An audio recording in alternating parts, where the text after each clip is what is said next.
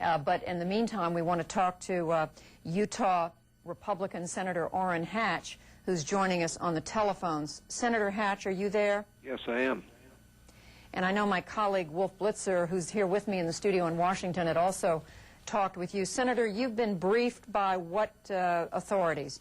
Well, I'm on both the Judiciary Committee and also the Intelligence Committee, and I've been briefed by the highest levels of the FBI and of the intelligence community. And I just have to say our thoughts and prayers go out to the victims of this terrible tragedy caused by a bunch of cowards. And there's no justification for what these cowards have done to purely innocent Americans, but I do have some information.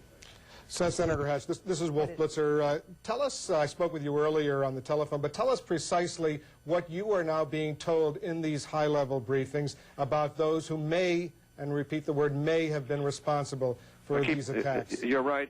They've come to the conclusion that this looks like the signature of Osama bin Laden and that he may be the one behind this. I think most authorities agree that this is something that we doubt seriously if Iran, Iraq, or Libya would try and do, because they know of the massive response that we'd have to bring down on them. But there was no advance notice at all. They had no way of knowing that this was going to happen. It was carefully planned. And what it means is it seems to me that if that turns out to be true, we're going to have to revitalize Shah Massoud and the other people in Afghanistan who basically are fighting to get rid of this type of terrorism.